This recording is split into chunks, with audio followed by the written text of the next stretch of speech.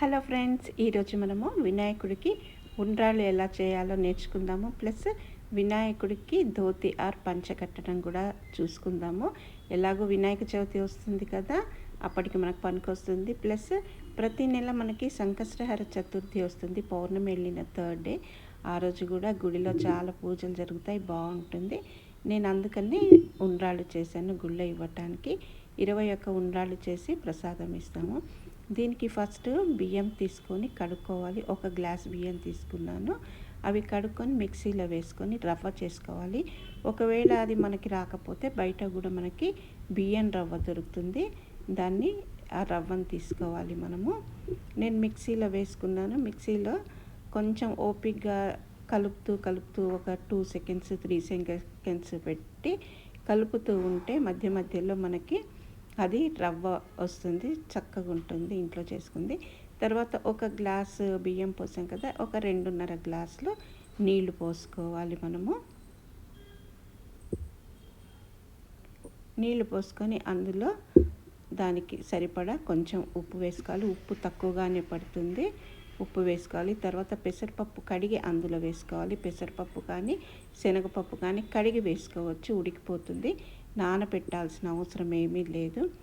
తర్వాత కొంచెం జీలకర్ర వేసుకోవాలి. జీలకర్రతోటి మంచి ఫ్లేవర్ వస్తుంది ఉండ్రాళ్ళకి. వేసుకొని అది మరిగేటప్పుడు మనం చేసుకున్న రవ్వని పోసి కలుపుతూ ఉండాలి, అడుగంటకుండా గట్టిపడే వరకు. ఈ ఉండ్రాళ్ళు మనము దేవుడికి ఏదైనా అనుకొని సమర్పిస్తే తప్పకుండా కోరిక నెరవేరుతుంది. 11 కానీ 21 కానీ మనము సంకష్టహర చతుర్థి రోజు గుడిలో పూజ జరిగితే కనుక గుడిలో ఇవ్వవచ్చు. లేకుంటే మనం ఇంట్లోనే సాయంత్రం పూట స్నానం చేసి చీకటి పడ్డాక నైవేద్యం పెట్టి 6 to 7 o'clockకి తర్వాత చక్కగా ఎవరికైనా పంచిపెట్టవచ్చు. లేకుంటే ఇంట్లో వాళ్ళే తీసుకోవచ్చు. ఎవరైనా పిల్లలు ఉంటే వాళ్ళకి ఇస్తే ఇంకా మంచిదన్నమాట. తర్వాత చూడండి, రవ్వ గట్టి పడ్డాక కొంచెం సేపు మనము మూత పెట్టుకోవాలి. మూత పెట్టుకుంటే ఆ పిండి అంతా దగ్గరకు వస్తుందన్నమాట. చాలా ఈజీ, చాలా బాగుంటాయి ఇవి. ఎప్పుడైనా బోర్ కొట్టినప్పుడు పిల్లలకి స్నాక్స్ లాగా కూడా చేసి పెట్టవచ్చు. వీటిని చిన్న చిన్నగా చేసుకొని దీనికి ఒక చిన్న తాలింపు వేసి పల్లీలు, శనగపప్పు, మినపప్పు అవన్నీ వేసి దీని మీద వేసి తాలింపు వేసిస్తే కూడా వాళ్ళు తింటారు.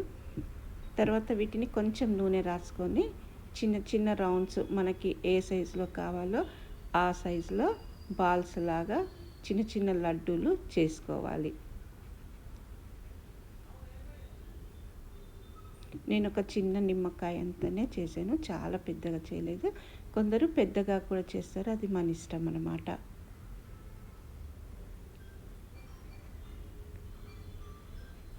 చూడండి, ఇలా రౌండ్గా చేసి పెట్టడమే, చాలా ఈజీగా వస్తాయి ఇవి.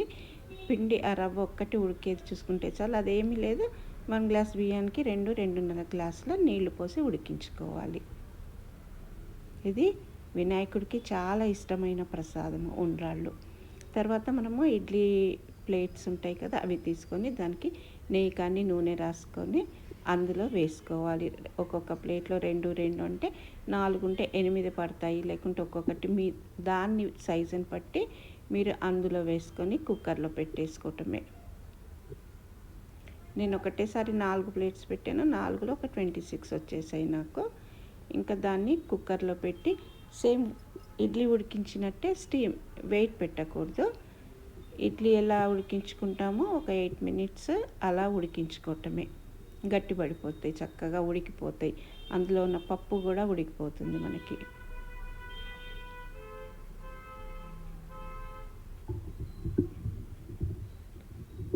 ఒక 8 minutes తర్వాత నేను తీసాను.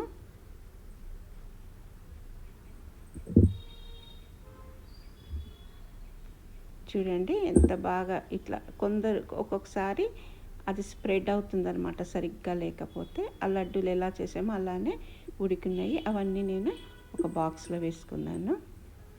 తర్వాత మనము వినాయకుడికి మన ఇంట్లో కనుక కొంచెం ఏదైనా పెద్ద విగ్రహం ఉంటే దానికి చక్కగా ధోతి కట్టి అలంకరించుకోవచ్చు.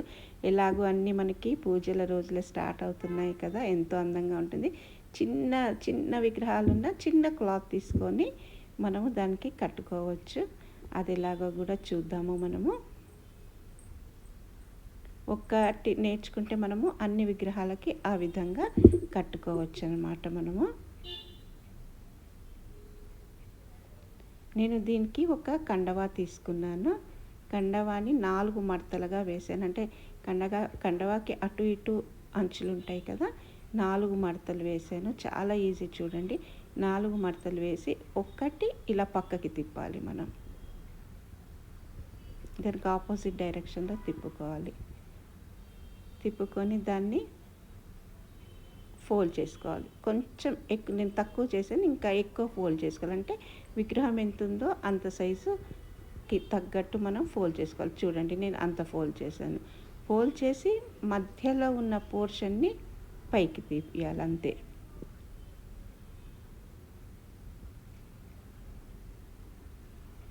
చూడండి, అది మధ్యలో క్లాత్ ఉంటుంది కదా, దాన్ని పైకి అనేసేయాలన్నమాట.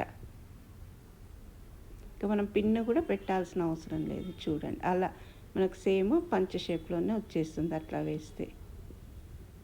ఒకవేళ అలా చేయటం రాకపోతే టేబుల్ మీద పరుచుకొని క్లాత్ అంతా స్ప్రెడ్ చేసి సెంటర్ పాయింట్ చూసుకొని పైకి తీసేసుకోవటమే. తప్పకుండా ఛానల్ సబ్స్క్రైబ్ చేసుకోండి, షేర్ చేయండి, లైక్ చేయండి. ఇట్లాంటివి మనము వీడియోస్ చేసుకోవచ్చు. దీన్ని వినాయకుడికి వెనకాల ముడివేయటమే.